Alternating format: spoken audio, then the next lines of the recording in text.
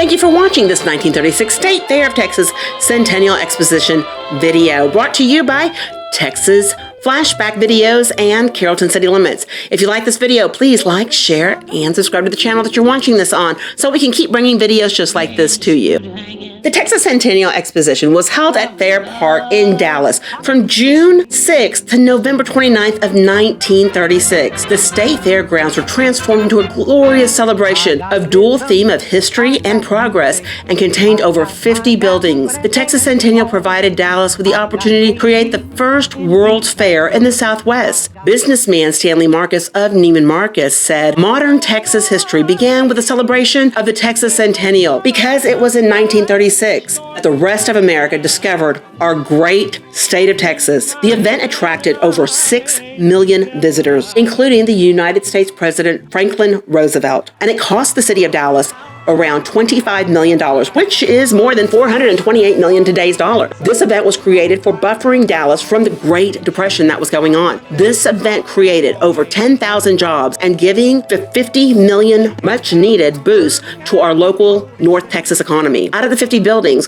this included the Hall of State, a main promenade, the reflection pool, and dinosaurs. This collection of Art Deco buildings is one of the greatest in all of the Southwest region of the United States. The exposition also included a free Hall of Negro Life. The hall was funded by many companies and organizations across the United States, including American painter Aaron Douglas. Many of the buildings from this exposition are still in use today, including the Hall of State. No state fair was scheduled in 1935 so that they could begin a $25 million construction project that transformed the existing fairgrounds into a masterpiece of art and imagination. The Texas Centennial began as an advertising campaign to encourage more investment in the state. As the nation struggled through the Great Depression, planners of the Texas Centennial celebration depicted Texas as a land of opportunity and second chances, playing off of colorful and romantic Texas myths already made popular by fictional Western movies and books. Photographers and journalists joined in promoting images of cowboys, cowgirls, and 10-gallon hats. Through these efforts, Texas was deliberately aligned with the West, distancing itself from the lingering remnants of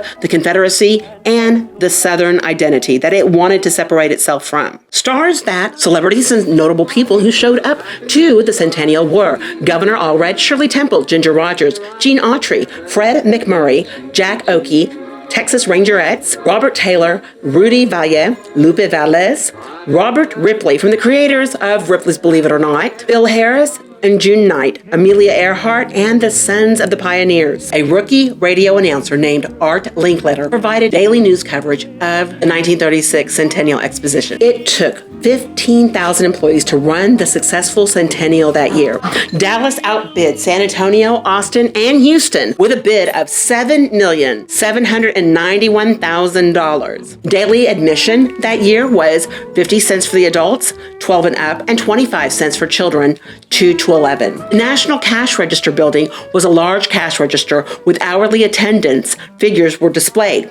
It was 65 feet tall and sat on the base of 50 feet by 50 square feet. This was also displayed in this video that we just showed you. You can catch a glimpse of it. Chinese government sponsored the city of China. China was the only foreign government to participate in the Texas Centennial, and its exhibit cost $1 million. The Sinclair dinosaurs were the expositions, including Thunder Lizard. Thunder Lizard was a 21-foot high, 70-foot long brontosaurus. All the Sinclair dinosaurs were mechanically operated. T-Rex and the Triceratops would engage in combat. Each were about 30 feet tall. The dinosaurs were also at the 1933 Chicago and the 1939 New York World's Fair. Friends of Texas, I have come here today to bear the tribute of the nation to you on your 100th birthday, for you are 100 years young. And what a birthday party! A huge $25 million exposition in Dallas with all Texas playing host. 200 acres of magnificent buildings, a new city, a great city, a city of 1,000 sights and 1,000 wonders. Small wonder then that the whole nation is talking about this big Texas exposition. The design of the buildings is distinctively Southwestern, a dramatic combination of modern architecture and the simple beauty of the old world. The motive is carried throughout, even to the final touch of stately statues, brilliant fountains, and striking mural decorations. But there go the crowds, rushing to see this tremendous spectacle at the rate of more than 50,000 a day. It's a long trek to see all the sights, and you'll need a cane. Well, here's how to get one.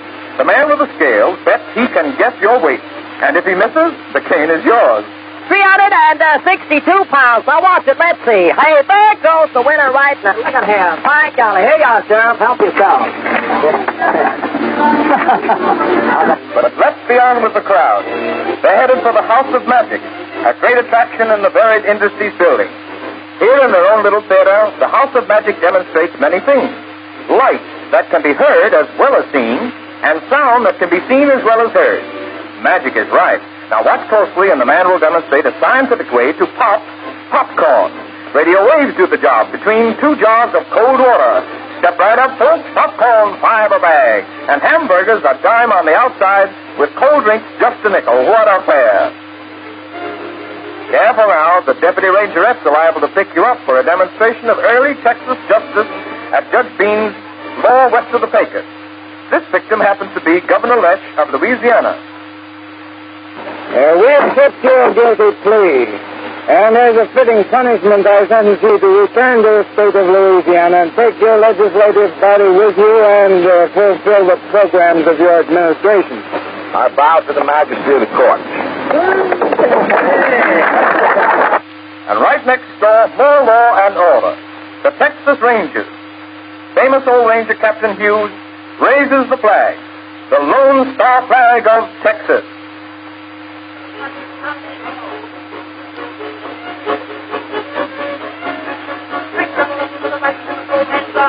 A square dance on horseback, sure enough it is.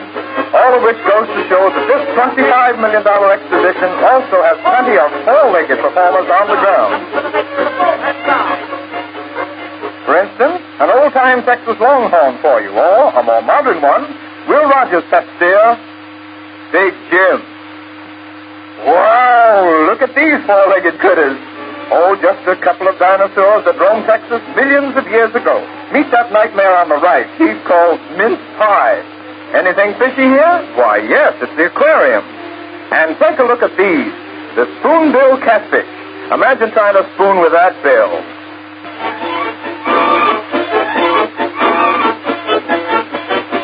But let's take a look across the beautiful lagoon. Across the way, there are many splendid buildings, including 2 fine museums and a striking replica of the Catholic mission. Not far distant is the Hall of Religion, and then dominating the entire ground is the tall Federal Building, where Uncle Sam has his own exhibits for the folks. Crowds fill this building each day to see the scores of interesting displays. For instance, here is the Department of Labor's Mechanical Man, the latest improvement on Frankenstein. He moves, he talks. In fact, he can do anything except vote the Republican ticket. We flash to one of the huge exhibit halls lined with many fascinating displays. These various automotive exhibits show some of the many uses for Texas products. A dozen different sidelights on the making of a car. And here's a finished automobile for you. Only it has a few extra quick gadgets to jump out and explain things. If only it had a sign to jump out when a woman driver wants to make a left turn. Oh, Junior, don't bring Dad along when you go to this exhibit, or you'll never have a chance to see it yourself.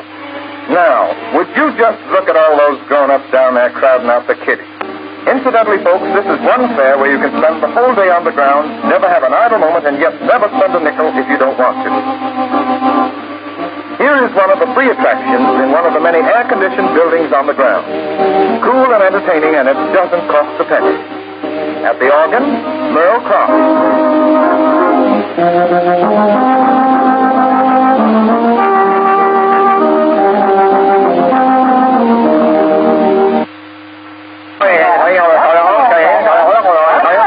What's that noise? Oh, that must be the Chinese village. Or possibly just a little static from the Exposition radio studio. Or it might even be the squeak of the old mill wheel as it grinds flour at this quaint little exhibit here. Hey, look at this. Fruit-bearing citrus trees transplanted 600 miles from the Rio Grande Valley. Come on over for breakfast, will you? And here's another importation from either farther south than the Rio Grande. Jose Manzanares and his South Americans.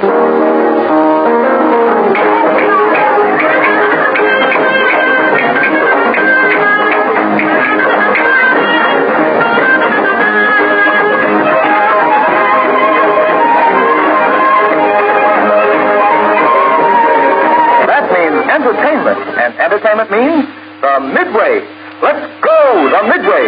We're on the Midway. Pretty girls, funny shows, thrilling rides. Step right up and step in.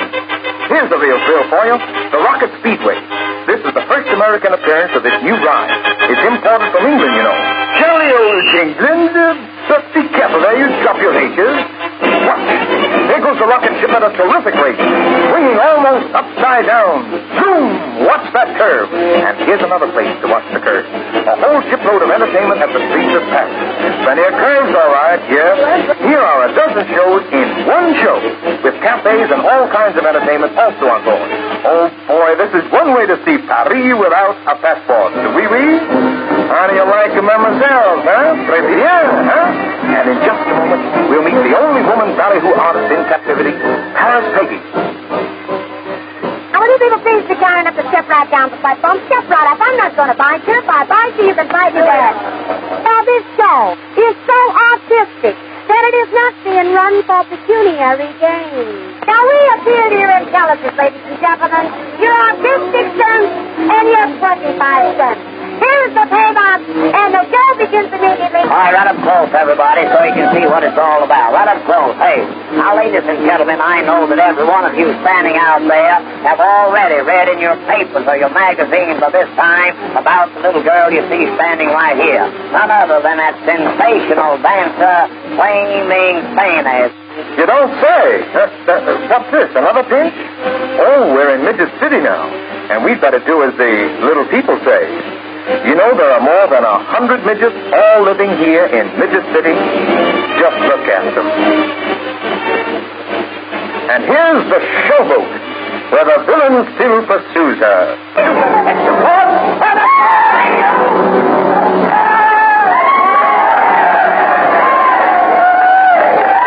So much for old Sourpuss. Now let's find something more diverting. This looks like the spot for the streets of all nations. Did someone make a remark about the Dallas Exposition being all education and no entertainment? Oh, well, not from the looks of this.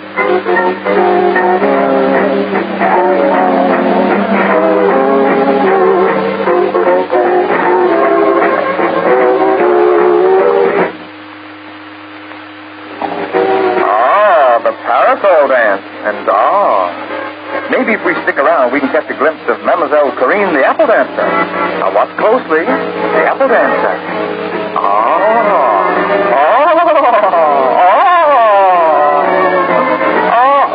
Applesauce. Sorry, folks, you see the film's inflammable.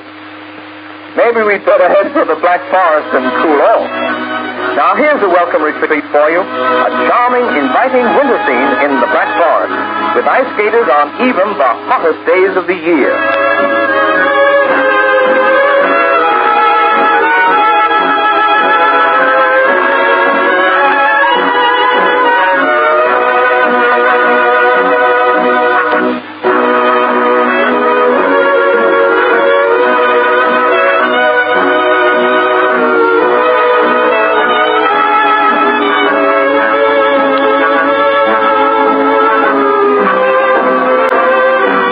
Texas Centennial Exposition at its best. See it at night. A thrilling, spectacular display of colorful lights you will never forget. Here is what one visitor has to say. This great Centennial Exposition is not for Texas alone. It is for the people of all the other 47 states as well. And I hope and I believe that they will take full advantage of it. Thank you for watching this video by Texas Flashback and Carrollton City Limits. Please like, share, and subscribe. Until next time, thanks, y'all.